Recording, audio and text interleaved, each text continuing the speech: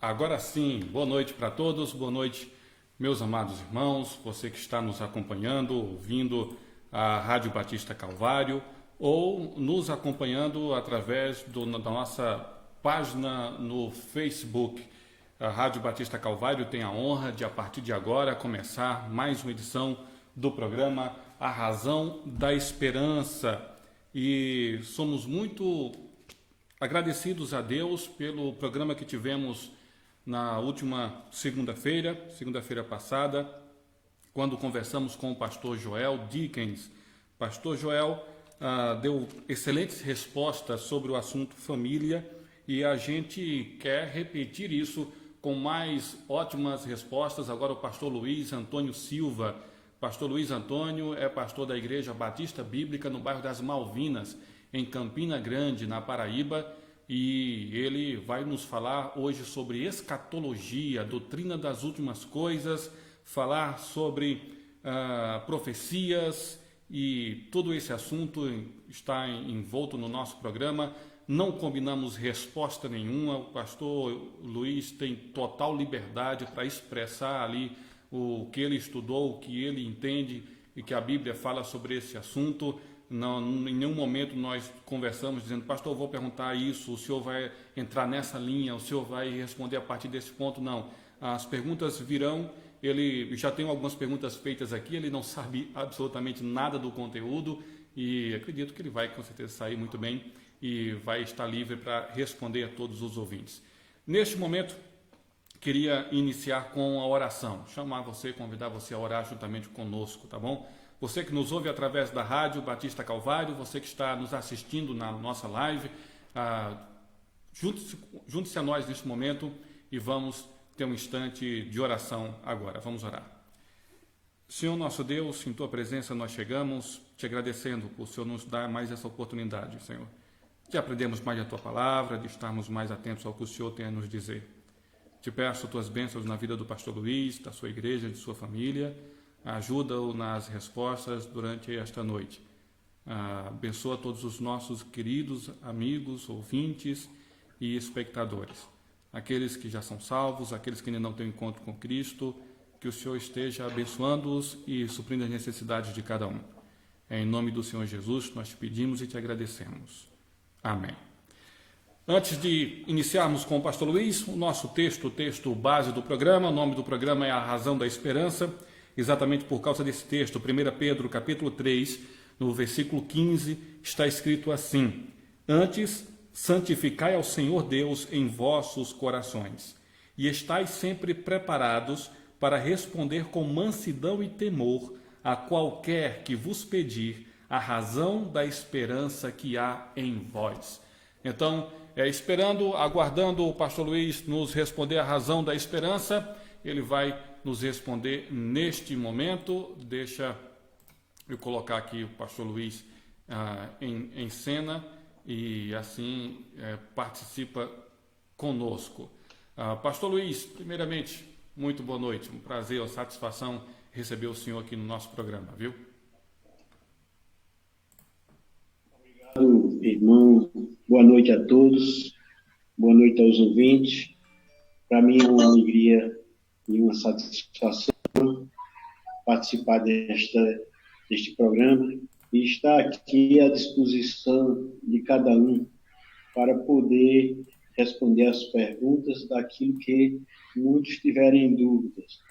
E eu acredito que é um assunto de bastante relevância para o povo de Deus, pois fala justamente das coisas que estão por vir para a nossa alegria. Então, eu estarei aqui à disposição para que todos possam tirar suas dúvidas a respeito daquilo que está dentro deste assunto e que Deus possa nos abençoar durante esta entrevista, durante este programa e que o nome de Deus seja exaltado nesta noite. Pastor Luiz, eu queria que o senhor iniciasse falando para os nossos ouvintes, aqueles que não conhecem o senhor, se apresentasse. Apresente o senhor, apresente a sua igreja, por favor. O pastor Luiz Antônio Silva, pastor da Igreja Batista Bíblica das Malvinas. Sou casado com a irmã Solange, e completamos 38 anos de casado, agora no dia 5, e estamos aqui há muito tempo com este trabalho, como uma igreja vivente desde 2004, também é afiliado da Igreja Batista Bíblica lá, que é pastoreada pelo pastor Edilson Luiz, e nós há muito tempo temos esse prazer de estudar esse assunto e esta noite estaremos à disposição dos irmãos para qualquer dúvida. Então, essa é a minha apresentação, e tenho um trabalho muito árduo aqui na Paraíba. Conheço os irmãos de igrejas batistas lá de Pernambuco e tenho uma alegria imensa de ter comunhão com estes irmãos que fazem parte deste grupo de batistas. Ok, obrigado, pastor. Pastor Luiz, vamos então para as nossas perguntas. O assunto é escatologia e eu queria que o senhor já começasse falando de uma grande polêmica que existe, que é pré-tribulacionismo, pós-tribulacionismo. Explica para os ouvintes o que é isso e em que o senhor se encaixa neste aspecto. Em primeiro primeiro lugar, né, o termo escatologia, para aqueles que ainda não ouviram falar sobre este assunto, é justamente o vocábulo do grego antigo eschato, que é últimos, né? Então, estudo das últimas coisas. Então, nós estaremos falando das últimas coisas, que é um estudo que manifesta especificamente a onisciência de Deus, né? Nós sabemos que Deus tem atributos que só a Ele pertencem, como onipotência, onisciência, onipresença, e eu acredito que a escatologia está ligada à onisciência de Deus. E Ele é aquele que anuncia o fim desde o princípio, como diz lá em Isaías 46:10, né? Então, antes de responder essa questão, quero analisar com relação ao que Deus diz a respeito disso, né? Porque dada pouca importância, principalmente ao livro do Apocalipse, e é nele que nós temos as respostas maiores com relação ao arrebatamento, à vinda de Cristo, né?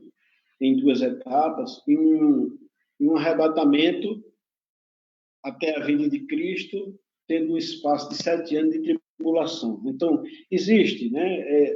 Na escatologia existem as polêmicas, e principalmente sobre este assunto, com relação ao pré-tribulacionismo e o pós-tribulacionismo. A gente sabe que nós que somos pré-tribulacionistas acreditamos no arrebatamento dos salvos, né? Vou usar esse termo aqui porque eu não uso o termo arrebatamento da igreja, porque não é bíblico esse vocábulo, né? Arrebatamento da igreja.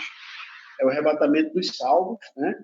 E nesse caso a gente se refere justamente porque esse é o momento que o Senhor Jesus virá e levará o seu povo, livrando. Eu acredito que o vocábulo mais forte com relação a esse assunto do pré-tribulacionismo, né? Porque existem grupos que creem no pós-tribulacionismo. Eu sempre digo que quem acredita que Jesus virá depois da tribulação, na verdade, não está esperando Cristo, ele está esperando, na verdade, o anticristo, ou então ele é como alguns amilenistas e grupos que desprezam o Apocalipse, que, na verdade, ao invés deles esperarem Cristo, esperam o anticristo, e também negam, ou então faz uma coisa pior, negam a existência do anticristo, né?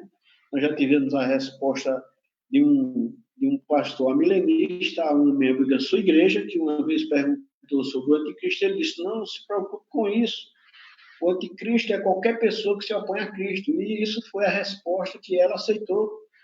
Quando a pessoa quer ser enganada, né? Qualquer resposta serve.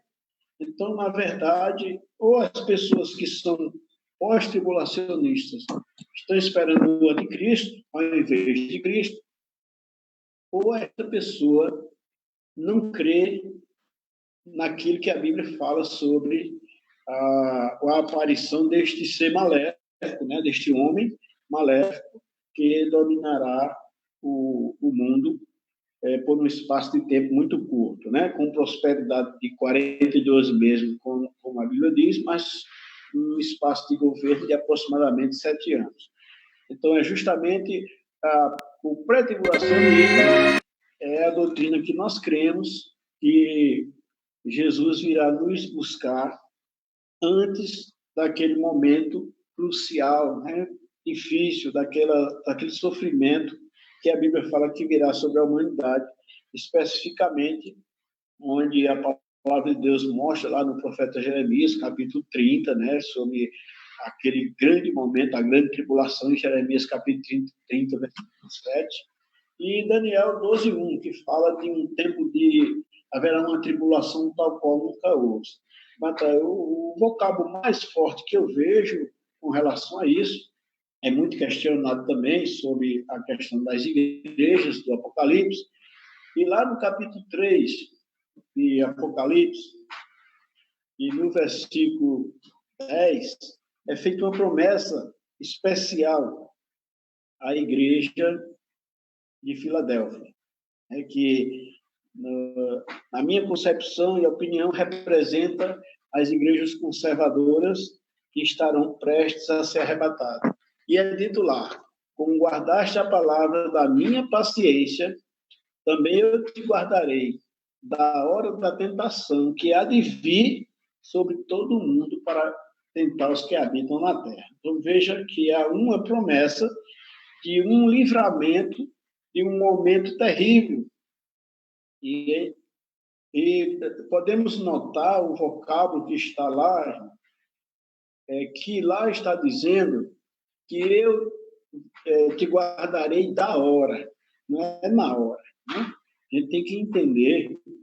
Se eu disser assim, Senhor, livra-me no mar, é porque eu estou dentro do navio, estou nadando no mar, aí eu estou dizendo, livra-me no mar. Mas quando eu diz, livra-me do mar, é porque eu estou fora dele, não quero negócio com ele. Então, eu o livrarei da hora, não é na hora, né?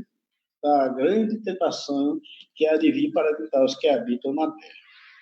Nós temos também o termo lá do Evangelho de Mateus, né, que fala que, como foi nos dias de Noé, será a vinda do Filho do Homem, e a Bíblia diz que casavam, comiam, bebiam, casavam-se, davam de casamento, e até quando não entrou na arca, e eles não perceberam, né? Aí existe uma forma súbita de arrebatamento, onde eles não vão perceber. Então, existe muito tempo. O Apocalipse nos dá uma grande ideia e uma prova. Ainda tem a questão das traduções, as traduções, né? Que lá no Apocalipse capítulo 5, versículo 9 e 10, tem uma expressão muito interessante, porque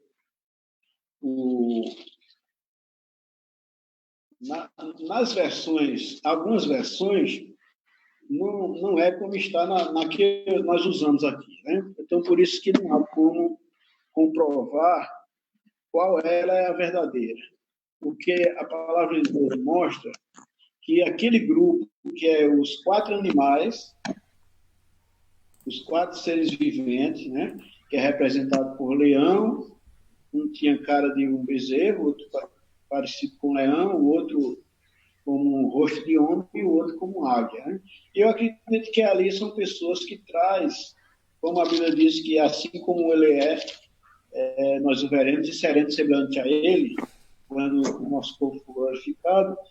E ali é uma identificação de um grupo que se identifica com Jesus Cristo, que no Evangelho de Mateus é o leão da tribo de Judá, no Evangelho de Marcos é o bezerro, que é o Evangelho do céu, que Jesus já começa em Marcos trabalhando, e o boi, né, não atrás a boca.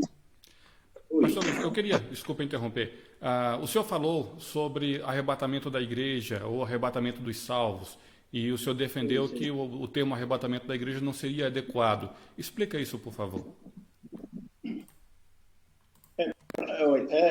Surgiu a doutrina, porque é o seguinte, irmão, quando uma doutrina ela vem sendo defendida por um grupo errado, ela fica suspeita, né?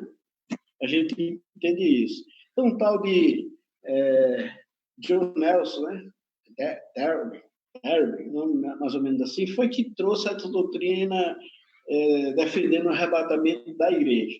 E por conta dessa situação, então, quando alguém suspeito defende uma doutrina, ela passa a ficar suspeita mesmo ela sendo verdadeira. Né?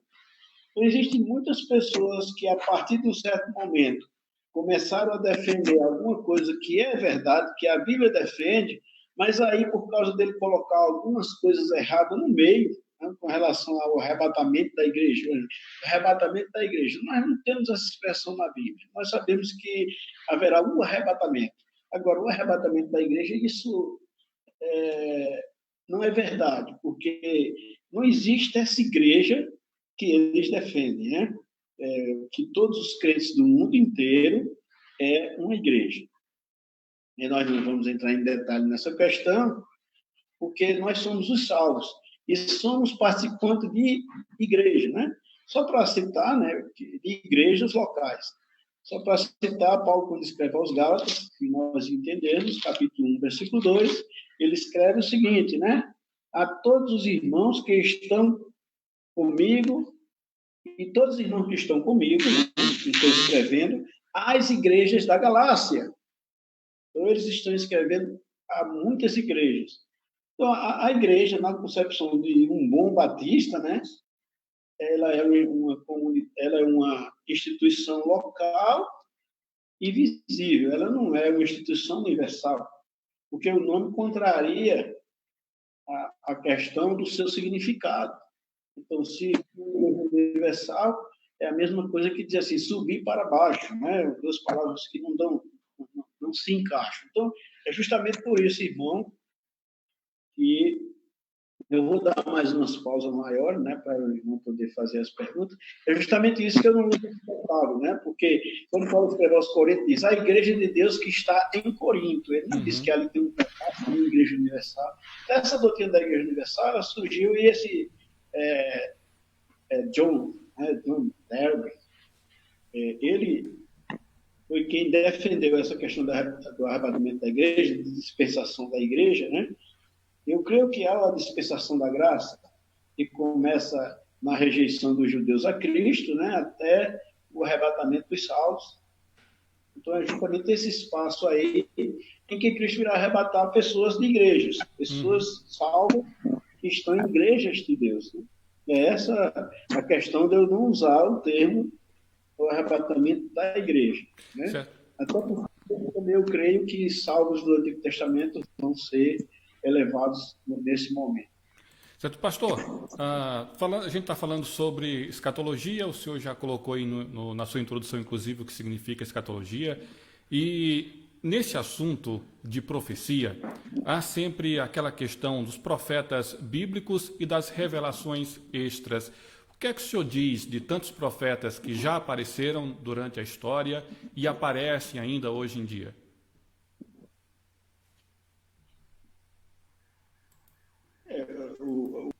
O irmão está se referindo a esses que aparecem na atualidade. É isso aí que o irmão está se referindo? Isso. Na verdade... Para simplificar, pastor, é o seguinte, o senhor considera que pode haver ou pôde haver profetas, além dos profetas registrados na Bíblia? De forma alguma.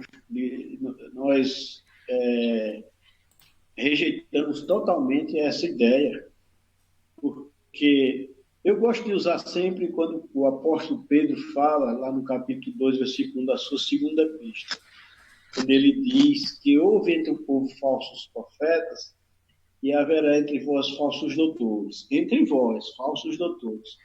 Quando Jesus se refere a falsos profetas que virão, ele nunca diz que virá entre nós. Ele sempre diz que vem até nós. Então surgiram alguns de peso, né? Grandes hereges, que são justamente a Ellen White, que é praticamente alguém que é totalmente até idolatrada, né? Eu acredito pelos adventistas. Surgiu José Smith, né? O fundador do mormonismo, e outros que se declaram profetas. Né? Então, esses aí, e no meu pentecostal existem essas pessoas, de vez em quando aparecem nas igrejas aí, dizendo que a vinda de Cristo está perto, e ele mandou ele sair avisando.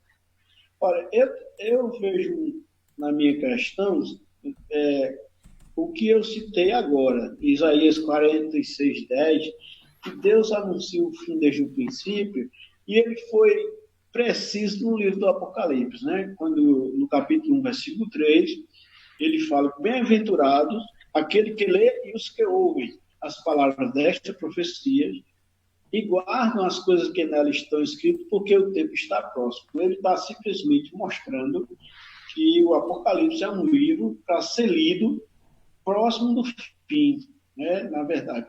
Hoje, as igrejas desprezam tanto o Apocalipse, né?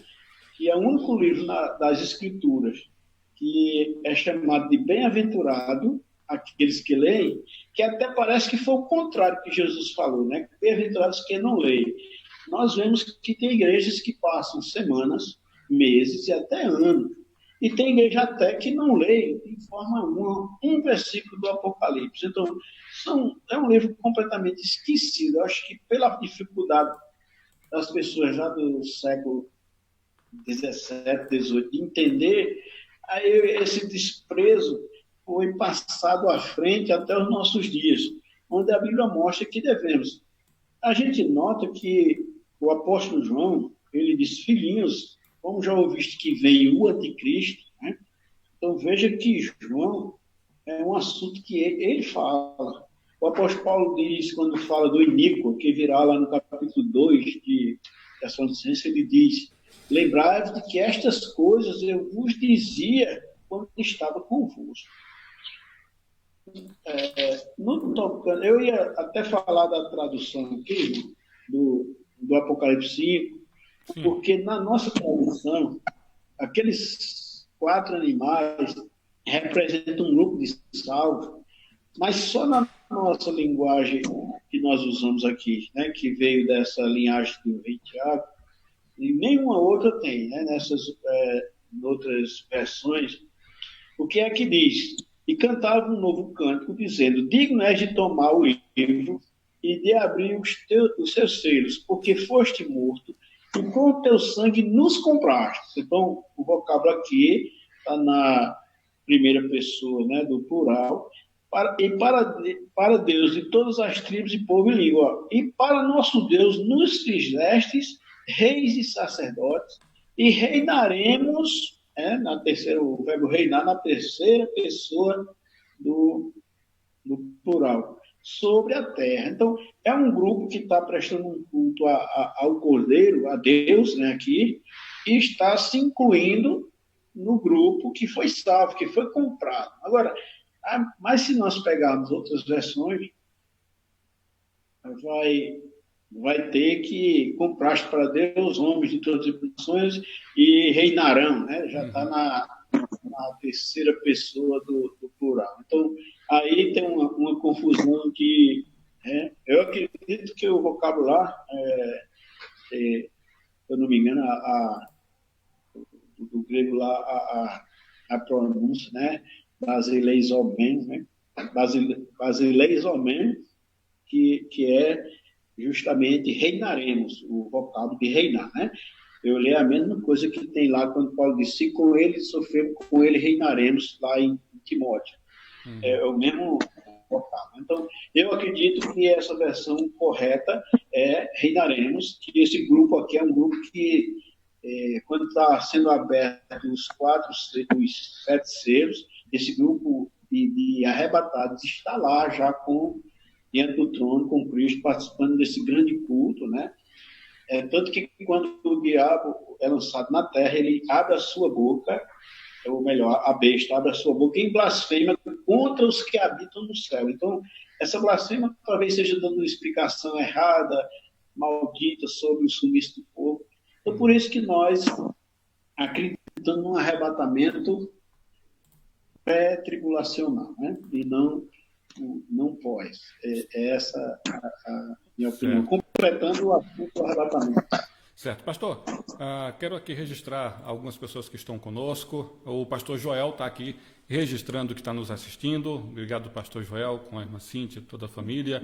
A irmã Solange está aí, o senhor está assistindo também. Irmão Célio, aqui em Caruaru. Irmão Teixeira, também em Caruaru. Um abraço para os dois. A irmã Maria também, a Maria Alves, Corrinha está aí. Corrinha é Pablo que está assistindo aí. Um abraço para o casal, Deus abençoe a todos. Lembrando que vocês podem mandar as perguntas, viu, no comentário da live. Vocês mandam as suas perguntas e a gente vai estar transmitindo a sua pergunta para o pastor Luiz, tá bom? Irmão Pablo confirmou aqui que é ele que está acompanhando e utilizando ali o Facebook da esposa. Deus abençoe, irmão. Bem, pastor, nós estamos num tempo que, com essa pandemia e com tudo que está acontecendo, eu já vi muita gente assimilando tudo isso com sinais, com a mostra da volta de Cristo. E eu queria que o senhor comentasse se isso é algum sinal, inclusive alguém poderia até dizer que nós já estamos na tribulação, né, diante de tudo que está acontecendo. O Senhor já mostrou que não estamos na tribulação, estamos aguardando ainda a volta de Cristo. E quais são, então, esses sinais? Existem sinais da volta de Cristo? Se existem, quais são eles? E se isso que estamos passando é um desses sinais? É muito interessante as Escrituras. Quando Jesus fala no sermão profético, ele, de forma proposital, pela sua singular soberania, né, de entender, então ele faz muitas misturas. Se por acaso os irmãos que leem Isaías 61, que sabe que foi o texto que o Senhor Jesus entrou lá em Nazaré e leu, a gente vai ver que Isaías 61, aí no versículo 2, ele leu só a metade, né? É como se você lê Isaías 61, aí ele leu o 2, né? Nesse tempo não era dividido em capítulos e versículos, a gente sabe, né? Deram a livro de Isaías, né? Botaram lá, eles desenrolaram aquela parte, ele encontrou essa parte que estava escrito, porque naquela hora que ele leu, ele disse: esta profecia se cumpriu hoje aos vossos olhos. Então, se ele tivesse lido o restante, que ele leu assim, e anunciar o ano aceitável do Senhor. Aí a parte que dizia a vingança do nosso Deus, ele não leu. Porque entre esse versículo ele está repartido por 2000 anos de espaço. Então, veja bem como são. Então, Jesus pegou, fechou o livro, entregou e disse: hoje se cumpriu. Então, o problema dos judeus era justamente muitas coisas que hoje as pessoas não entendem. Quando Jesus fala do sermão profético, muitas coisas ele se refere àquela destruição dos anos 70, né? As das grávidas que não escaparão, e ele começa a fazer menção dessas coisas. Nós temos que entender que no século XIV, se eu não estou enganado, houve a peste negra que devastou a humanidade. Então, alguém também poderia chegar a essa conclusão de que estava próximo, né? Então, veja bem, ano 1300 e alguma coisa, a gente não e veio há 100 anos atrás, né, a gripe espanhola também, que houve muitas mortes. Então, nós temos o seguinte: eu acredito que quando Jesus está falando sobre estas epidemias, porque nós entendemos, como nós temos o entendimento de que essas coisas ocorrerão justamente no final, próximo à vinda mesmo do Senhor Jesus Cristo. E aí, quando vai os cavaleiros, que alguns intérpretes das Escrituras querem que isso já tenha acontecido, né? Embora que alguém chegou para mim e disse: não, mas não é obrigado a ser na ordem. Se nós temos lá os 7 selos abertos e é de ordem, na ordem, né? O primeiro cavaleiro, o segundo cavaleiro, né? Inclusive, o segundo cavaleiro é o vermelho, que foi dado tirar a paz da terra, nos dando a entender que é aquele que o apóstolo Paulo fala no capítulo 17, versículo 3 de Tessalonicenses, né? No capítulo 3 de Tessalonicenses. Agora, misturei foi tudo, irmão. Capítulo 17 de Tessalonicenses tem até... É uma coisa, referência sempre é complicado lembrar, não precisa se apegar às referências, não. Alguém poderia, né, capítulo, quando andaram dizendo, né, 5:3 de 1 Tessalonicenses, quando andaram dizendo a paz e segurança, sobrevirá repetida destruição, então eu acredito que quando lá o cavalo vermelho foi dado tirar a paz da terra, e depois vem o amarelo, que vem as pestes e as mortes, né? E as epidemias, como as mortandades. Então, eu acredito que muitas coisas, né? Embora que para nós serve de alerta também, como sinais, essas coisas, porque pode acontecer. Tem coisas que Jesus se referia aos anos 70, né? Quando vi Jerusalém cercada de exército, e fuja, quem estiver em casa fuja, e quem estiver no campo não volta, né? Aquele momento que houve aquela carnificina pelo general Tito, e isso aconteceu.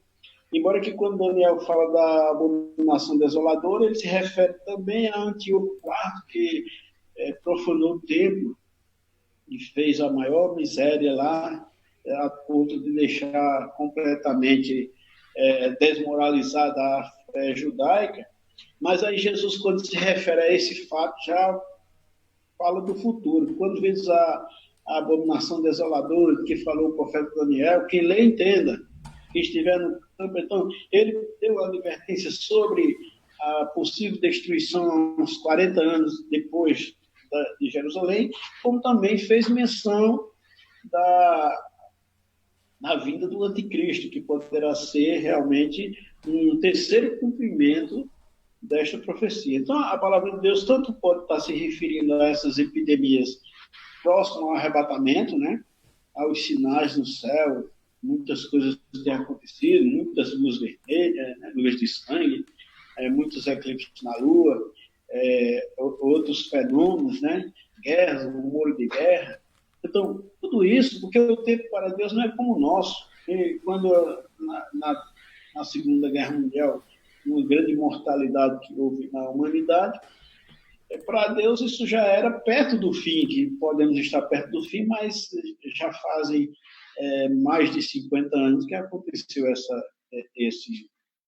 esse fato, né, da Segunda Guerra Mundial, e outras guerras e rumores de guerra, e terremotos que têm tido, né, uma frequência muito grande, muito mais nos últimos 50 anos do que em toda a história da humanidade. Mas sempre que houve, e sempre as pessoas tiveram essa esperança, né, de que estava perto. Então, justamente, Deus muitas vezes nos coloca as advertências para que o povo, né, caia em si.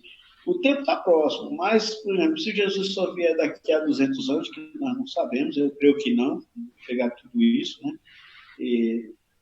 Mas, para quem morreu, já ficam as advertências da Escritura, porque para quem vai morrer, o tempo está próximo. Se morrer sem Cristo, está condenado. Então, para ele não adianta a vinda de Cristo daqui a 100 anos, se ele vai morrer daqui a 10 anos sem Cristo. Então, todas essas coisas muitas vezes acontecem, né? Isso dá margem ao que Pedro diz sobre os escarnecedores, né, que viriam e iriam ignorar a longanimidade de Deus. Deus é longano, a gente não, né? O irmão acho que não estava ainda no nosso meio, quando um certo pastor pregava, dizia, ele tem sorte de não ser Deus por um segundo, né? Isso é a frase mais infeliz que se diz, né? Alguém dizer que, falando mal de um herege, de um apóstolo, dizendo, a sorte dele é que eu não sou Deus por um segundo. Então, isso, nós não temos capacidade. Deus é de uma sabedoria ímpar, né? Não tem. Então, justamente quando Pedro diz, eles ignoram a longanimidade de Deus, que dá tempo para que se arrependam. Né? Pastor, outra coisa que eu queria que o senhor comentasse é sobre arrebatamento. O senhor falou bastante sobre o arrebatamento, mas há sempre uma dúvida em alguns textos, principalmente lá do texto de Mateus, que o senhor falou um pouquinho sobre ele, inclusive. Se o texto está falando sobre arrebatamento, está falando sobre a vinda de Cristo em glória para reinar no milênio, qual a diferença? Tem alguma dica que a gente pode usar na hora de ler a Bíblia e decidirmos, aliás, entendermos se o texto está falando sobre arrebatamento ou sobre o milênio? É justamente o que eu disse. Pelo menos no capítulo 24 de Mateus, Jesus tanto mistura a questão do que aconteceu no ano 70, né, como também faz menção de coisas que aconteceram no arrebatamento. Como, por exemplo, a questão de Noé. Né, casavam-se, davam-se um casamento, até que Noé entrou na arca e não perceberam. Eu acredito que aí é uma menção do arrebatamento, né, de que eles estavam realmente despercebidos, né? Então a palavra de Deus mostra que existe essa questão. É como eu dei aquele exemplo, que tem profecias que está misturado. Por isso que o Apocalipse, essa visão, a revelação de Jesus Cristo que Deus lhe deu para mostrar aos seus servos as coisas que brevemente iam de acontecer, e a revelou ao seu servo João. Então, eu acredito que a ênfase maior para um arrebatamento pré-tribulacional seja o Apocalipse, né? Com as menções das coisas que acontecerão no céu, né? Naquele momento em que na Terra acontecerão as catástrofes, né? Embora um número grande de pessoas sendo salvas na grande tribulação, mas existem situações em que muitos estarão sendo... Então, por isso que alguns vocábulos aqui Jesus está mostrando, né, que o tempo dos gentios acaba justamente no arrebatamento dos salvos. Né? Eu acredito que sim, para que Deus volte a tratar com os judeus e para pôr em prática a salvação deles, né? Como cumprir a promessa do que Paulo faz menção em Romanos 11. Então, nós temos essa expressão das virgens prudentes, porque se nós misturarmos as coisas, a gente fica confuso. Olha, o apóstolo Paulo, em 24 de Atos, não, eu digo Paulo, quem escreveu foi Lucas, mas lá no discurso de Paulo, 24:15, Paulo diz, né? Tendo esperança como estes mesmo, né, que eram os fariseus, ali ele causou uma dissensão entre fariseus e saduceus, tendo esperança como este mesmo, que haverá ressurreição de mortos, tanto dos justos como dos injustos. Mas, irmãos, eu não sei se Paulo já sabia disso, porque tem coisas como lá em Coríntios 15:50, né? Que eis que eu vos digo um mistério, quer dizer, vocês não estão sabendo de uma coisa, mistério é uma coisa que está sendo revelada. Nem todos dormiremos, não acho que estou sendo informado. Então, Paulo estava fazendo uma revelação nova, acredito. Jesus disse aos discípulos, muitas coisas tenho que vos dizer, mas não podeis suportar agora. Então, quando Paulo diz, haverá a ressurreição dos mortos, então eu posso dizer assim, pronto, está explicado, vai ressuscitar todo mundo, porque até o próprio Jesus disse, né? Haverá hora que os mortos ouvirão a voz do Filho do Homem, e uns ressuscitarão para a vida e outros ressuscitarão para... Os que fizeram bem ressuscitarão para a vida e os que fizeram mal para a ressurreição da condenação. Mas só no Apocalipse nós vamos ver que há um intervalo de 1000 anos entre a ressurreição dos justos e a ressurreição dos injustos. Sendo que Jesus, em Lucas 14:14, faz menção disso, né? E Jesus disse que aqueles que fizerem, né, o bem às pessoas, né, convidar aqueles que não têm posses nenhuma, aí eles vão receber essa... Então, eu acredito que, assim como os profetas misturaram muitas profecias, e nós temos que separar, Jesus também, ele, de forma proposital, né, para não deixar nenhuma brecha de que alguém possa imaginar o tempo, né? Porque é uma coisa que só pertence ao Pai, é o segredo de Deus, né? Então, serás bem-aventurados, porque eles não têm com que tu recompensar, mas recompensado te será na ressurreição dos justos. Certo. Então, existe a ressurreição dos justos e a ressurreição dos injustos. Quantas pessoas não acham, né? Existe no meio adventista um projeto de sair dando alimento, vai arrecadando da povo, e outros, né, acham que... Tem uma música de um programa religioso, né, que as pessoas chegam na porta do camarada e o camarada pega uma galinha que prometeu a Jesus, chamando ele para almoçar, e deu para o mendigo, depois Jesus disse que deu a ele. Então, as pessoas pregam Mateus 25, né, sobre o julgamento das nações. Então, nós temos o seguinte: Jesus haverá de julgar os vivos e os mortos, mas o julgamento dos vivos será em Mateus 25, quando Jesus vier, na sua vinda. E os mortos só serão julgados 1000 anos depois, como mostra no Apocalipse. Então, nós temos que ver que nem tudo foi assim colocado na ordem, né? É por isso que nós temos que entender. Eu acredito que as virgens, né? As 5 virgens, as prudentes e as loucas, né? É uma menção do arrebatamento. A questão daquela que tem a luz, né? Que tem o azeite para que mantenha a luz, né? É justamente como guardaste a palavra da minha paciência, que é a luz, lâmpada para os meus pés é a tua palavra, e luz para o meu caminho. Sim. E como guardaste a palavra da minha paciência, também eu te guardarei da hora da tentação que há de vir para tentar os que habitam na terra. Então, tem a menção das virgens, né, que entrarão para as bodas, mas as loucas ficarão. Então, Jesus diz, um será tomado, outro será deixado. Lembrando que no Evangelho de Mateus tem algo muito interessante, que diz assim, e ele enviará seus anjos, né, e ajuntará os justos, né, praticamente é algo mais ou menos assim, de um canto a outro. Então, mas no arrebatamento não menciona anjos se juntando ninguém, mas aí Jesus já está falando de outro momento, né? E ele enviará os seus anjos com risco, clamor, trombeta, os quais ajuntarão os seus escolhidos desde os 4 ventos de uma a outra extremidade dos céus. Né? Pastor, queria falar sobre outro assunto. Vai haver um momento que eu vou interromper o senhor, eu já peço desculpa, para a gente poder dar seguimento aos assuntos que a gente tem para abordar aqui, certo?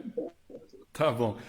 Registrar aqui algumas pessoas que participam conosco, mandar um abraço para o pastor Edilson, lá em Recife, em Jaboatão. O pastor Edilson está nos ouvindo. Obrigado, pastor. Deus abençoe o senhor. Também Maria Teodora, boa noite, estou assistindo. Obrigado, Maria Teodora. Coloca depois de onde você é, para a gente poder registrar, tá bom? E aí, o irmão Pablo está dizendo, e a irmã Corrinha também. Então tá aí a família toda, né? Pablo, Corrinha, os meninos estão todos assistindo. Deus abençoe vocês. O Paulo Colombani, ele estava na nossa live semana passada e está de volta aqui. Deus abençoe você, Paulo. Paulo é São José dos Campos, se eu não me engano, né? Por favor, se não for, corrija aí, tá bom? E meu irmão Wilson, lá de Diadema, em São Paulo, também está conosco, desejando aqui uma boa noite. Deus abençoe você, irmão Wilson. Pastor Luiz, sobre as 70 semanas de Daniel, o que o senhor tem a dizer sobre o hiato entre a semana de 69 e a semana 70? O que o senhor explica para nós? Como é que o senhor pode explicar o que é esse hiato e se ele realmente existe? Irmão, eu já fiz estudos sobre o tempo dos judeus, né? E Deus já deixou essa margem de intervalos. Então, quem lê Reis 6, quando Salomão construiu o templo, aí o profeta, né, que talvez seja Jeremias, eu li que é Jeremias que escreveu, mas ninguém sabe, né?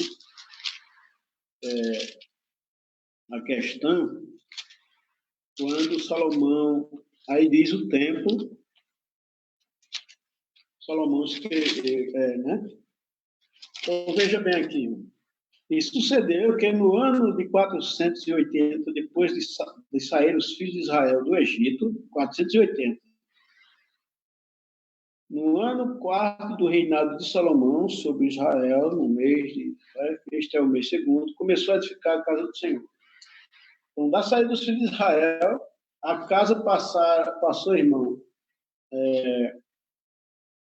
6 anos, né, para ser terminada a casa, né? E no mês, que é o mês 8º, né? E se acabou a casa, então foram 7 anos.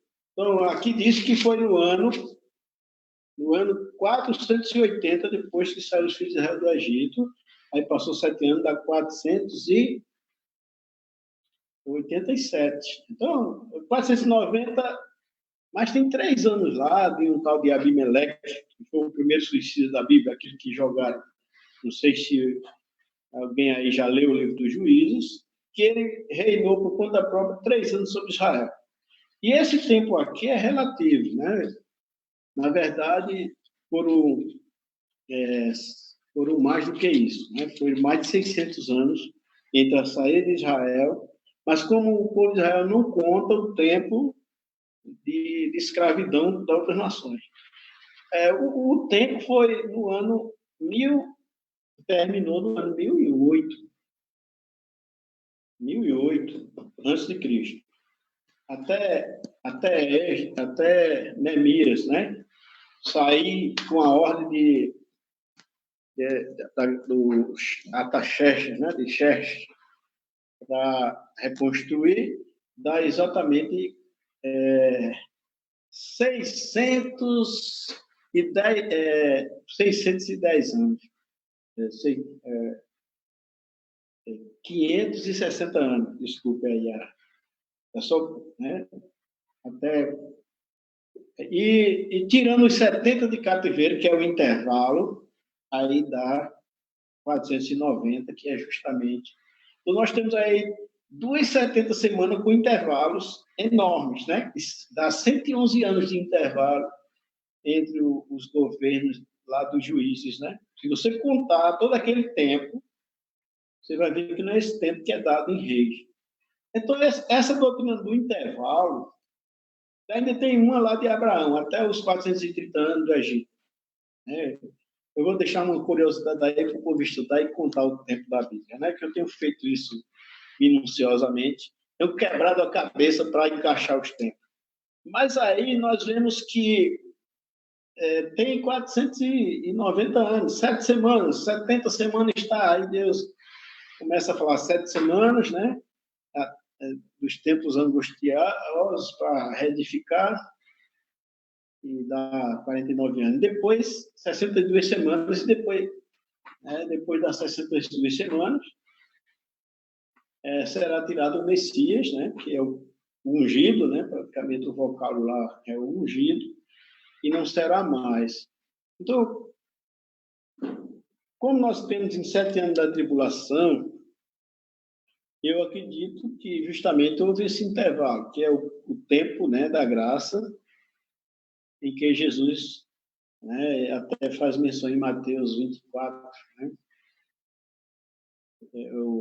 Lucas 21, 24, né, que cairão ao fio da espada, serão levados para cativo para todas as nações, e Jerusalém será pisada pelos gentios, até que o tempo dos gentios se complete. Né? Então, é justamente Deus aí está mostrando que há um intervalo também. E esse é longo, né? Esse é o tempo da maravilha que nós gozamos, né? E Deus colocou aí a porta para os judeus. Outra coisa que eu queria que o senhor comentasse, eu não sei se o senhor, acredito que o senhor já tenha visto alguém falar sobre isso, mas eu li em algum lugar que, na verdade, o livro de Apocalipse já se cumpriu todo, né? Que o livro de Apocalipse não era um livro de profecias que iriam se cumprir com 2000 anos de antecedência, mas que todo o que está escrito no livro ali se cumpriu nos anos que se seguiram. O que o senhor me diz sobre isso?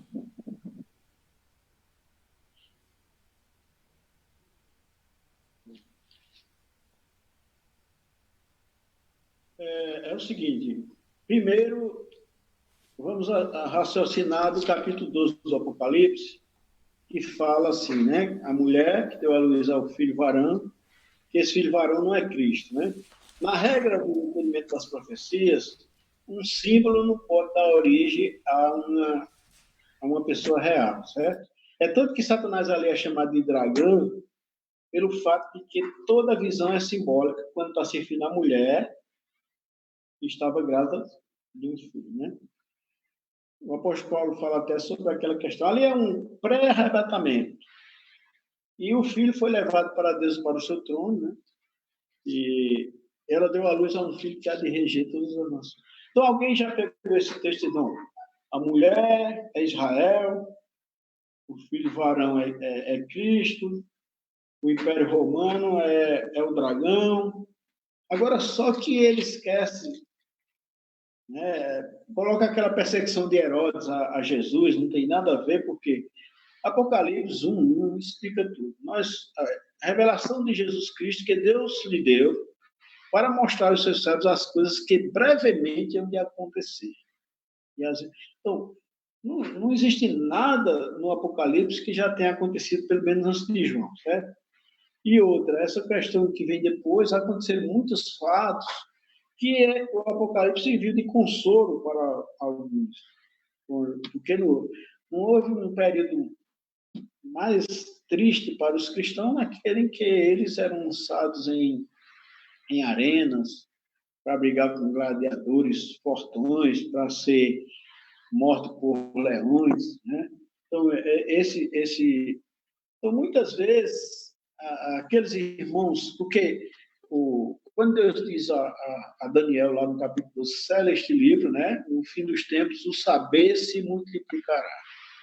Eu acredito que esse entendimento das profecias, ele veio nos últimos tempos, né? Depois da volta de Israel para como se tornar uma nação, e foi que veio o entendimento das profecias maior, porque os irmãos daquele século I, II, III, né, eles não... É tanto que João, quando fala do anticristo, ele fala que vem o anticristo, mas ele sempre usa 3 vezes o nome anticristo, que a palavra anticristo não tem em nenhum lugar da Bíblia, a não ser nas epístolas de João, né? 3 vezes na primeira e uma só na segunda, né? Na segunda, no versículo 7. E ele associa 3 vezes o nome anticristo a pessoas erradas que negam o Cristo, que se personifica como um anticristo. Agora, mas ele fala do dito anticristo mesmo, né? No capítulo 2, versículo 18, que vem, né? Então, João mostra que há uma possibilidade de anticristos se levantarem, né? Mas e nós sabemos, eu creio, na verdade, que as coisas que irão acontecer, justamente porque mostra o céu escurecendo-se, né? E aquele assombro que acontecerá, porque o profeta Isaías é um que relata o assombro do Apocalipse, né? Que acontecerá lá no capítulo 6, né? Na abertura do sexto selo, e Jesus disse até, aparecerá no céu o sinal do Filho do Homem. Ele não disse que é o Filho do Homem que aparece, mas o sinal do Filho do Homem. E lá no capítulo 2 de Isaías, diz que, né, Yahvé, o Senhor, né, vamos usar o termo Senhor, Jeová, o Senhor, haverá um dia que ele aparecerá para assombrar a terra. E o texto lá mostra que os homens se enfiaram nas rochas e procuraram se esconder da presença espantosa do Senhor. E isso acontece no Apocalipse lá, né, no sexto selo, quando é aberto, que até eles dizem assim, esconderam da face de Deus do Cordeiro, né, e da sua ira, que condiz justamente com o que Isaías fala, que isso não aconteceu ainda, né? Então, são esses grupos assim, amilenistas, esses que dizem assim, não, o milênio não existe, é porque para Deus 1000 anos, cita lá Pedro, né? 1000 anos é como um dia como 1000 anos, Deus não está nem aí com o negócio de milênio, não. É um tempo indeterminado. Então, para ignorar, né, os tesouros, né, do Apocalipse, esses teólogos, né, têm essas interpretações, mas eu creio que do capítulo 4 para frente do Apocalipse, nada ainda aconteceu. Inclusive é literal a questão do sinal da besta, né? Uhum. Tá certo. Pastor, eu queria trazer um assunto aqui. O senhor já citou algumas religiões, inclusive, e já que estamos falando de profecias, o senhor falou inclusive de ressurreição dos mortos, de julgamento. Eu queria que o senhor falasse sobre o aniquilismo, aquela ideia de que ninguém vai sofrer um castigo eterno, mas aqueles que não serão salvos serão aniquilados, ou seja, se desfarão. Esse é o castigo pelo pecado. Até, irmãos, eu vejo que hoje os pregadores têm falado pouco do inferno. Parece que se intimidaram com os jeovistas e os adventistas, né? Se intimidaram. Eu sempre creio que a Bíblia é literal, né? Quem tirou essa ideia de que não foi isso que Deus quis dizer, foi a serpente, né? Primeira vez que Deus deu um mandamento ao homem, né, do dia que comeres, certamente não morrerás. Então, a serpente quis passar para Eva que não foi isso que Deus quis dizer, né? Deus estava querendo dizer outra coisa, né? Até uma coisa que parecia ser uma verdade. E, justamente, eu creio que lá no Apocalipse mostra um recado dado, né? E seguisse o terceiro anjo dizendo com grande voz: se alguém adorar a besta e a sua imagem, e receber o sinal na sua testa e na sua mão, também este beberá do vinho da ira que se deitou, não misturado no cálice da sua ira. E será atormentado com fogo e enxofre diante dos santos anjos e diante do Cordeiro. E a fumaça do seu tormento sobe para todo sempre. E não tem repouso, né? Nem de dia, nem de noite. Os que adoram a besta e a sua imagem, aquele que recebeu o sinal do seu nome. Aqui, especificamente, é como se fosse só quem adora a besta, mas aqui é porque esse recado está sendo dado no futuro, né? Um dos erros também de interpretar as profecias é querer trazer uma coisa profética para um mandamento. Isso aqui não é um mandamento para nós, mas um mandamento para o povo da época, né? Que muitos não aceitam, e esses seres celestiais estarão passando esses recados, né? Para a humanidade. Eu acredito que o evangelho convencional, para ser pregado em todas as nações que Jesus disse, então virá o fim, da forma convencional. Alguém me disse que tem lugar na China que ele foi perguntar, quando a China abriu um pouquinho as portas, ele foi falar o nome de Jesus e a pessoa disse: quem é esse? Né? Então, se cumprir aquilo que Jesus disse, né? Eu creio que só será dessa forma. É outro ponto que eu tenho divergente de uma grande maioria, de que haverá uma pregação, que aqui diz: e vi um dos anjos tendo o evangelho eterno para pregar a toda tribo, nações e línguas, aqui no capítulo 14 do Apocalipse.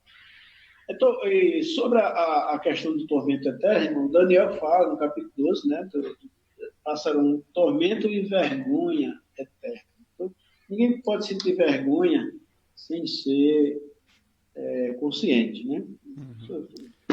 Tormento, vergonha e tormento eterno. Então, eu creio num castigo eterno, de desprezo, de abandono. O tormento talvez possa ser somente uma questão, porque, tendo analisar, as pessoas serão lançadas na geena, né, com os seus corpos mortais. Segundo as Escrituras, eles vão ressuscitar para ser lançados no lago de fogo, não é isso?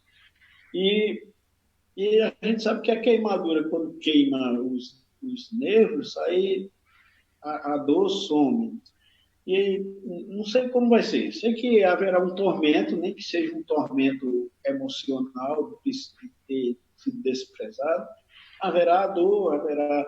Mas quem faz esse tipo de sentimentalismo é o Jeová, né? Já li livros dele que dizem assim: como é que Jeová, alguém tão bondoso, pode suportar alguém sofrer um tormento eterno para sempre, né, nas chamas. Né? Mas nós temos o que a Bíblia informa. Né? Eu creio que é assim. E quem estiver preocupado com isso, vá lá para o seu vizinho e pregue para ele. Né? As pessoas que estão mais preocupadas com esse tormento eterno não fazem nada para mudar essa situação do seu vizinho, do seu irmão, do seu pai, da sua mãe, né? Quem está preocupado com o tormento eterno dos outros, vamos lá falar de Cristo para eles. Né? Isso é o que é. Pastor, quero aqui registrar, pastor Humberto está conosco lá de Salvador, pastor Humberto que vai estar sendo nosso entrevistado, né, no finalzinho do mês, dia 29 é ele, também está nos acompanhando. Deus abençoe o pastor Humberto, a sua igreja e todo o seu ministério. Irmão Noel lá em Soledade também, o pessoal lá de Soledade nos acompanhando, obrigado também pela audiência. Pastor, eu queria colocar agora o senhor numa fogueira e eu queria saber do senhor da sua posição sobre as duas testemunhas. Quem são aqueles dois homens? É Moisés e Elias? É Enoque? É algum outro? Quem o senhor disse que são as duas testemunhas? Tá certo. Olha, Nós temos o relato da transfiguração no Evangelho de Lucas, que dá detalhes, né? Dá detalhes da transfiguração, que apareceu ali. Estava Pedro, Tiago e João, né? Os três da preferência de Jesus. E em 3 situações, Jesus separou, deixou 9 lá, 9 não, 8, né? Que Judas já não estava, e saiu com eles para orar no Getsemane, para entrar para ressuscitar a Lita, né? A filha de Jairo. Também só entrou eles 3. E eles 3 estavam lá. É tanto que Herodes matou Tiago e prendeu Pedro para tirar o poder daquele testemunho, certo? É o testemunho de 2 ou 3. Então, quando ele matou Tiago a espada e botou Pedro preso, ficou João sozinho para dar aquele testemunho daquela situação. E ali eles estavam tudo bem representando a lei e os profetas, né? E foram os 2 homens que também passaram 40 dias e 40 noites também. É como se fossem os precursores da lei, dos profetas, e Jesus ali do Novo Testamento, como o próprio Filho de Deus, né? E eles 2 é que têm um testemunho para dar. E eu até defendo que os 2 homens lá que estavam na hora da ressurreição de Cristo, que foi confundido, né? Lá eram também esses, os 2 varões, e os 2 varões vestidos de brancos, que quando os discípulos estavam olhando para cima, falaram, varões galileus, por que estás olhando para cima? Eu não há certeza disso, dessas outras citações, né? Apenas dizendo que Moisés e Elias têm um testemunho para dar. Qual é o testemunho? Porque é como se o Apocalipse dissesse assim, que as 2 testemunhas vieram para morrer. E a Bíblia dissesse isso, aí eu dizia que era Enoque e Elias, que foram os 2 que não mencionam, né? Para quem tem dúvida de que Elias morreu ou não morreu, é tanto quando estão falando sobre Jesus lá no Evangelho de Lucas, alguém diz, é um dos profetas que ressuscitou, aí outros dizem, Elias apareceu, né? Apareceu porque Elias ressuscitou porque eles sabiam. Ele disse que Elias morreu por segundo Jeová, ele ali foi livre só de uma situação, mas Elias não morreu, né? Então, Enoque não morreu. Mas, no Apocalipse não diz que a missão deles era morrer, porque não tinham morrido, né?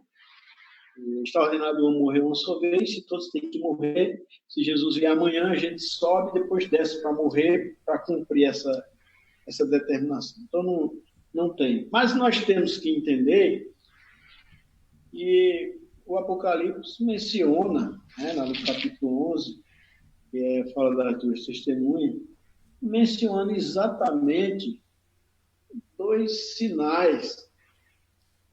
Diz que eles têm poder para transformar a água em sangue, né? A gente sabe que foi isso que Moisés fez no Egito, e tem poder para cerrar os céus para que não chova, né? Por 3 anos e meio. Então, justamente, quem fez esses 2 sinais foi justamente Moisés e Elias. Eu creio que isso aí é para dar um sinal, né? Eu acredito que essa missão desses poderes que eles tinham foi justamente para dar um sinal. Depois eles são mortos, né? Depois que tiram o foco, na hora que terminou de dar o seu testemunho, que eu creio que é sobre Cristo. Então eles são mortos e aí o rei, o anticristo, né? Para não cometer o mesmo equívoco de Pilatos, deixa lá na praça pública. E eu vejo que naquela hora é aquele cumprimento de Romanos 11, né, que Paulo diz, de Sião virá o libertador, ali quando diz todo Israel será salvo. Porque diz que houve um grande terremoto e morreram 7.000 homens, mas o resto deu glória ao Deus do céu. Eu creio que ali foi o final já para que os judeus possam já receber o Messias já convertido, né, já braço aberto, mostrando aí como aconteceu com Moisés, que foi rejeitado pelo povo quando voltou com a família de gentios, né? Zípora e seus filhos, foi Ele que nos libertou, assim como José também, que foi vendido por seus irmãos, e depois de uma família de estrangeiros, os irmãos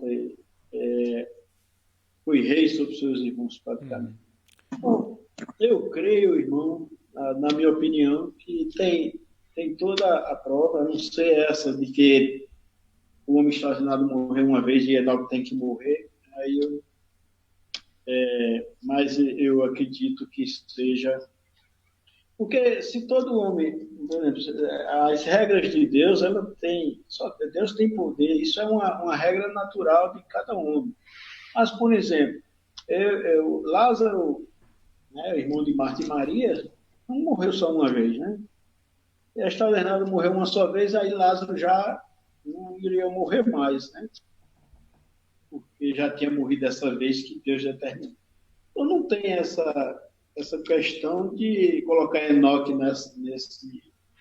nesse meio aqui, se até os sinais que os profetas fizeram é mostrado aqui, né? Que eles têm poder para transformar alguém vivo. Então vocês podem ler depois que estão ouvindo o capítulo 11 do Apocalipse, sobre as duas testemunhas, né? A partir do versículo 3, e vai ver que esses têm poder para transformar alguém em sangue, né? Como Moisés fez, e fazer com que não chova, né, durante um período, como também quem fez isso já foi Elias.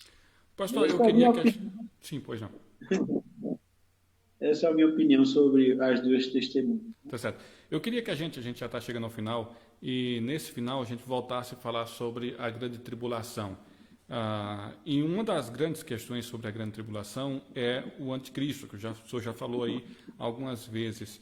Existe a grande preocupação em algumas pessoas em identificar o anticristo, identificar o sinal da besta, e tem a história do chip.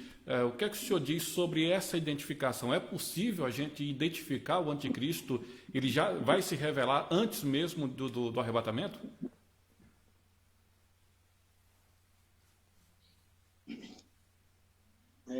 Eu acho muito interessante. O capítulo 12, eu acredito que é uma menção do arrebatamento, né? Porque quando os salvos chegam no céu, justamente a Bíblia diz que haveremos de julgar os anjos, né?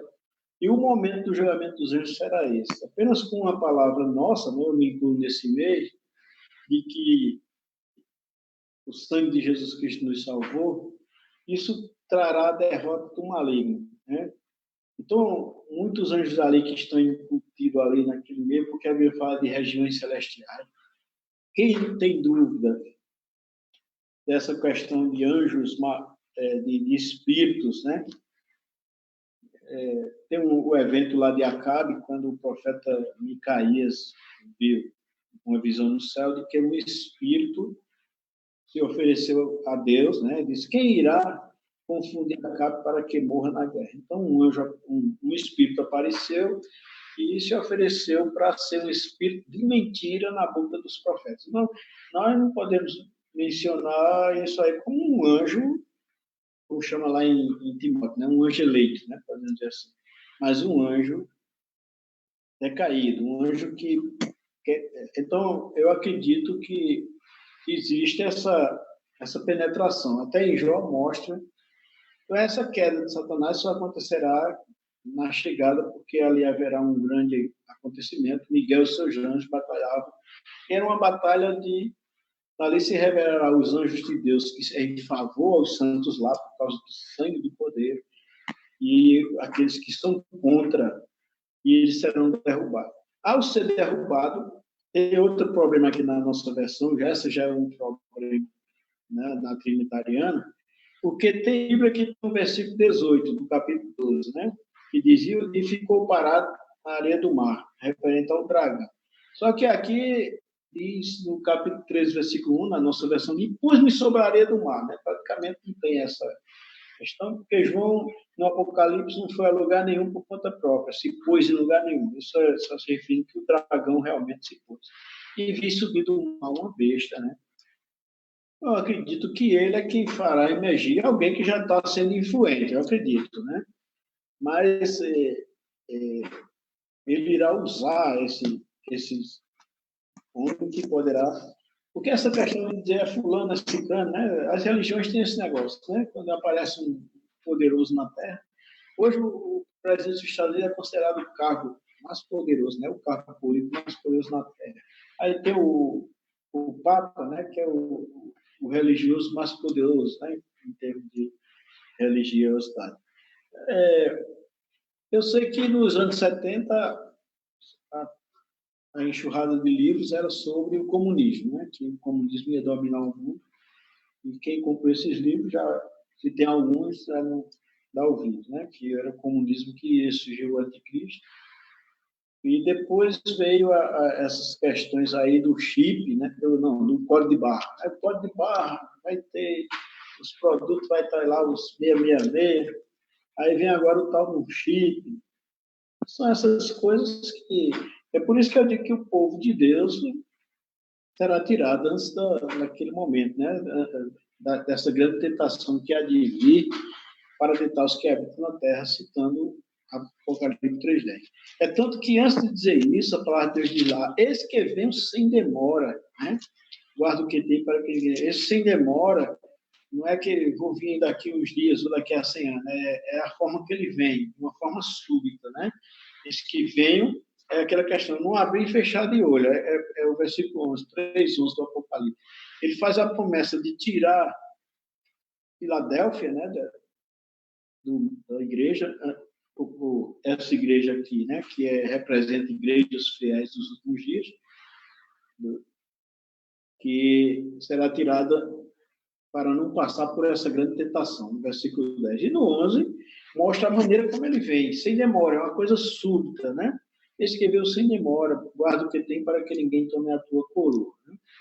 E aí, justamente, talvez nós estejamos alheio a quem será esse... Já se faz muita especulação, né, sobre eleger um líder. Já surgiu um boato que agora em abril passado iriam escolher um líder mundial. E assim vem muitos outros assuntos, né, que as pessoas se antecipam e outros querendo ajudar Deus também, né? A palavra dá uma de Sara, né? Vamos fazer a palavra se cumprir agora, está aí empregado. A gente não pode estar preocupado com isso, né? Eu acredito que nós seremos tirados antes de Satanás ter o domínio sobre esse homem, porque Satanás até agora ainda tem alguma aspiração de vitória, de alguma forma, porque há essa batalha no céu, e a Bíblia diz que ele, sabendo que tem pouco tempo, então é quando ele realmente entende que o negócio ficou ruim para o lado dele, né? E aí o que ele quer fazer aqui na Terra, e é engraçado, é o que é dito aqui: ai dos que habitam na Terra, pois o diabo desceu a voz. Imagina que situação, né, do povo de Deus, se a besta abriu sua boca, o dragão abriu sua boca para blasfemar dos que habitam no céu, e depois a Bíblia diz: e ai dos que habitam na Terra, né? Porque o dragão desceu a voz e tem grande ira, né? E alegrai-vos os céus e vós que neles habitais. É os anjos, é Deus. Oh, Deus, se alegra aí com os anjos, porque Satanás caiu. E Satanás representa o quê? Ele está falando de pessoas que já estão lá. Né? Alegrai-vos os céus e os que neles habitais. Apocalipse 12:12, né? Porque o vosso adversário já é derrubado. Ele aqui não entra mais, não se achou lugar para eles no céu. E agora ele vai dar os últimos cargos dele, né, como muita gente usa essa expressão, porque sabe que tem pouco tempo. E a primeira ação será contra Israel, contra a Jerusalém terrena, né? Mas não disse que Deus livrou, mas a terra ajudou a mulher. De alguma forma, talvez seja o pacto, né, que Israel fará com o príncipe, né, o anticristo lá, a besta, né, como diz lá, e na metade da semana ele trairá o pacto, né, lá na última semana. Fará o pacto com muito por 7, por uma semana. Pastor, Desculpem, por uma semana. o senhor citou aí nessa identificação, essa busca da identificação do anticristo, o senhor citou na década de 70 a forte influência das pessoas achando que seria então o comunismo. O senhor não acha que isso influenciou a interpretação da Batalha do Armagedon, aquele rei que vem do norte ser a Rússia? Exatamente, porque a gente pode até imaginar, irmãos, que ele pode ressurgir, né? Que a gente vê com uma ferida mortal que foi curado, né? Uhum, Aí pode ter um sentido figurado da besta, né? Do sistema. sei. Mas pode não ser, né? Que pode ressurgir o comunismo, né? Uhum, Praticamente porque já tem menção, nós não sabemos se é verdade o que acontece, dizem que está acontecendo na China, as perseguições. Nós não sei, né? Essa luta aqui nas Américas pela volta, mas aí já entra no outro ramo, né? Não vamos entrar nessa questão. Então, nós não sabemos. Lá no Daniel fala que o povo do príncipe que há de vir destruirá a cidade santa. Então, depois do Messias, depois da tirada do Messias, né? Não sei como os judeus não conseguem identificar Cristo como Messias diante de Daniel capítulo 9, né? Versículo 27, por diante. Porque lá é dito, né? Que o Messias será tirado e não será, né? E o povo do príncipe que há de vir destruirá a cidade santa. Em Jerusalém, nos anos 70, até o templo não ficou nenhuma pedra lá. Né? Como Jesus tinha dito, não ficará pedra sobre pedra. Então, esse príncipe pode ser um romano. Então, há uma identificação ali de um romano.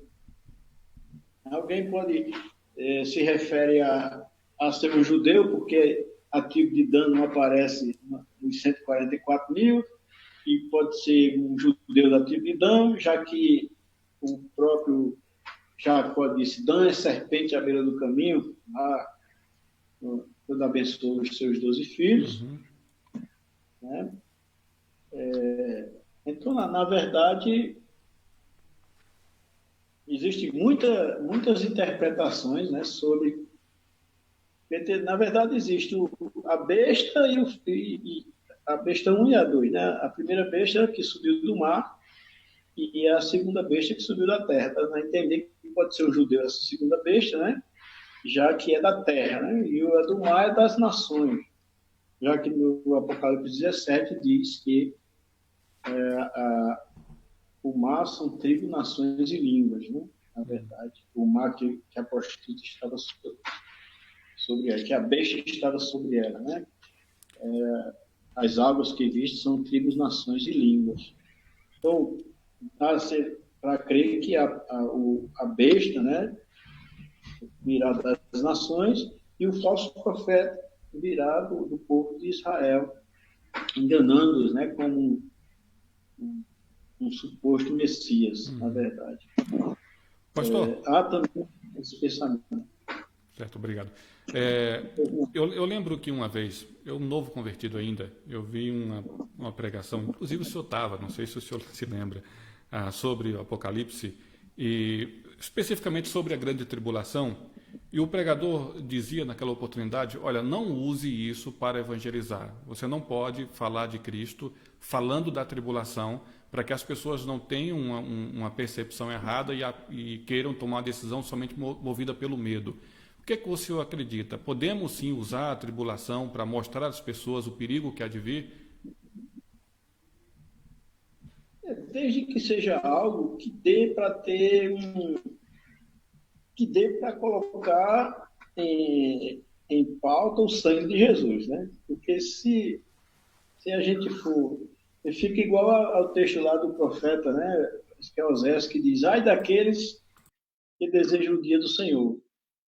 É como fugir de um leão e chegar numa casa e se encostar na parede e ser mordido por um escorpião. Não existem pessoas que têm esse pensamento e começa a ir por aí, né? Eu creio que esse povo disse, eu tenho que me preparar para a vinda de Cristo, né? Aí esquece do sangue de Cristo, né? A maioria, eu comecei, né, nos primeiros 7 anos de evangélico, no meu pentecostal, e tinha sempre essas mensagens de você se preparar, né? E eu ficava naquela situação terrível. Eu não conhecia o que Paulo dizia em Tessalonicenses 5, né, que diz que morreu por nós para que quer vigiemos, quer durmamos, vivamos juntamente com ele, né? Essa é uma questão aí, Paulo manda vigiar, mas ele diz que aquele que é salvo, ou vigiando ou dormindo, né, no sentido de dormir, é vivendo justamente com ele, porque ele morreu por nós. Então, eles têm essa questão de colocar, né, o pensamento no arrebatamento sem colocar na cruz. A gente não pode. Sendo que Jesus, quando falou com Marta com Marta, né, especificamente, ele falou do arrebatamento. Porque veja o que é dito lá. Eu sou a ressurreição e a vida. Quem crê em mim, ainda que esteja morto, viverá. Esses são os que vão ressuscitar. E aquele que vive e crê em mim, nunca morrerá. Então, Jesus falou ali, mas ela não entendeu, né? Eu acredito que ela nem entendeu, mas ali ficou uma riqueza, Jesus já fazendo menção de que os mortos, quem crê em mim, ainda que esteja morto, viverá, quer dizer, vai ressuscitar, e os que vivem e creem em mim, nunca morrerão. Quer dizer, há um grupo ali, ele já fez a missão, e aí eu disse agora que era um segredo que Paulo tinha dito, mas Paulo escreveu, capítulo 15, versículo 50, né, de Coríntios, Paulo escreveu Coríntios, antes de João escrever o Apocalipse e escreveu o Evangelho também. Então, o Evangelho de João, na última década do primeiro século, foi uma providência de Deus, porque aí ele já tinha destituído, os judeus já estavam dispersos, e aí foi onde a ênfase maior para um Jesus Cristo divino, né? Sem aquele cuidado naquilo que Jesus disse. Muita coisa eu tenho que vos dizer, mas vós não podeis suportar agora. E é justamente na Evangelho de João 25 e 26, né, que Jesus faz essa promessa. Aquele que está em... Né, eu sou a ressurreição e a vida, né? Quem crê em mim, ainda que esteja morto, viverá, e os que vivem e creem em mim nunca morrerão. Então, é um evangelho assim com o brilho da promessa futura, porque nós temos que fazer menção das promessas de Deus, que são todas no porvir, certo? Mas sem deixar de atribuir a necessidade de confiar no poder do sangue, né, para nos levar para o céu. Essa é a verdade que nós devemos ter em mente. Então, pregar, tudo bem. Esse é um assunto, muitas vezes, que os escritores da Bíblia mesmo falam do leite, né, do mantimento sólido. Então, muitas vezes chegar para um descrente, tem descrente por aí que você fala mais na besta do que em Jesus, né? Sem entender de nada. Então, isso talvez não seja tão bom. É como jogar pérolas a porcos, né? Na verdade, ou as coisas santas aos cães. Temos que nos segurar, nos resguardar mais para isso, né? Por isso que no livreto que eu escrevi, que é a Música Quem Querido, eu começo nas alfinetadas, que muita gente desiste logo no começo dele, né? Se quiser ler o restante, e só o povo batista é que acolhe, que não machuca, né? Quando eu vendi ele a alguns pentecostais, eu disse, olha, tem umas alfinetadas aí, mas... Então é isso, irmão. Eu acredito que tem que ir devagar por esse lado, porque o incrédulo, embora que ele já tenha muita... Né, o povo de Deus não teve muito cuidado em cumprir aquilo que Jesus diz em Mateus 7, né? Que não deis aos cães as coisas santas, nem aos porcos, né? Nem pérolas aos porcos. Entendi. Pastor, já estamos às 9h36, horário bem adiantado já. Quero agradecer muito o senhor pelas respostas, viu? Eu estou satisfeito, gostei bastante. Muito obrigado. Eu queria que nesse finalzinho o senhor falasse... A gente está falando sobre escatologia, o senhor escreveu um livro, né? Apresenta um pouquinho o seu livro, por favor. Certo. Pedi aqui a irmã Solange que me deu Certo. um par aqui para que eu possa mostrar.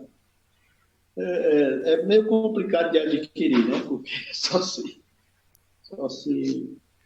está aqui, né? Tem algumas coisas sobre. É todo sobre o Apocalipse, né? Tão fininho aqui, mas ele é falado do capítulo 1 até o 22. E os irmãos que quiserem adquirir, vejam aí uma maneira de conseguir, né? Que Deus possa fazer. Eu posso, um dia que for a algum canto, né? Sei que o pastor Edilson e o pastor Joel, né? Contribuem muito assim para a divulgação, porque pegaram, né? Alguns irmãos da sua igreja e compraram para passar para eles. Então, os irmãos que quiserem adquirir o livreto, né?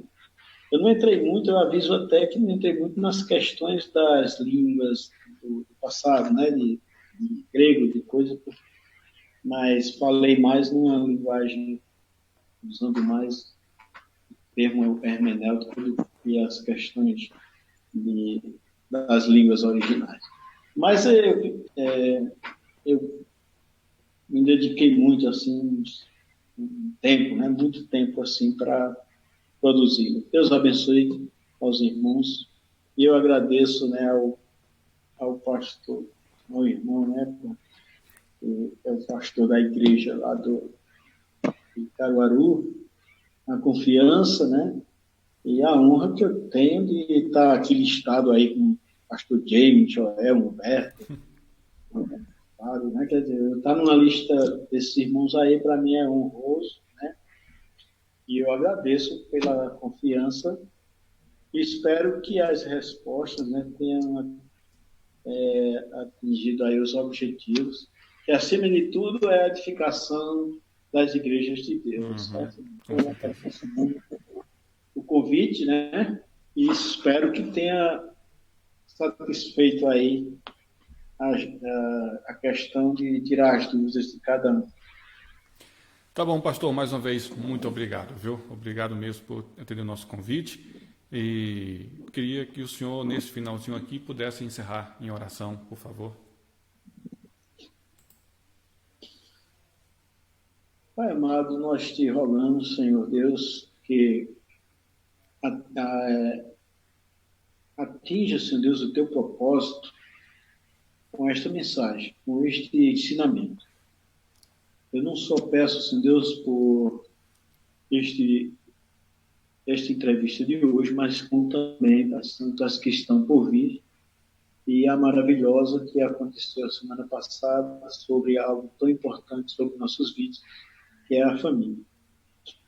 Eu te rogo, Senhor Deus, e peço uma bênção especial para o ministério do pastor Josiel, que tu possa cada dia mais abençoá-lo, Senhor Deus, nessa sua batalha. Fica conosco e abençoe este programa para que sempre tenha, Senhor Deus, seu propósito alcançado, levando Cristo para as pessoas que necessitam desta palavra. Muito obrigado, Deus, pela oportunidade e abençoa cada um de nós no nome santo de Cristo Jesus. Amém. Amém. Obrigado, então, pastor Luiz Antônio, pastor da Igreja Batista Bíblica no bairro das Malvinas, em Campina Grande, na Paraíba, conosco respondendo sobre escatologia. Bem, registrar aqui que no próxima semana, próxima segunda-feira, estaremos conversando com o pastor James. Pastor James Nash é missionário, está trabalhando em Petrolina, no Pernambuco, neste momento. Ele vai falar sobre a Igreja Batista, então tirar muitas dúvidas sobre o que é a Igreja Batista, sobre suas características, enfim. Então vamos ouvir o pastor James falando sobre a Igreja Batista. A próxima segunda, em seguida, dia 22, é com o pastor Fábio Reis, lá de Salvador, falando sobre as línguas originais, então vai falar sobre grego, hebraico, aramaico. E o pastor Humberto, dia 29, estará conosco falando sobre o povo hebreu. Essa é a programação de junho. Nós já estamos com a programação de julho já definida e a gente vai divulgar logo em breve. Só registrando, o pastor Edilson vai abrir a nossa programação de julho com o tema Livro de Jó. Então, agradeço a vocês pela companhia, pela audiência, a todos que nos acompanharam pela Rádio Batista Calvário, a você, amigo que nos acompanhou pelo Facebook, muito obrigado também, e dizer que espero contar com você na próxima segunda-feira, tá bom? Deus abençoe. Pastor Luiz, mais uma vez, muito obrigado. Abraço para todos e até segunda, se Deus quiser. Amém. Muito obrigado.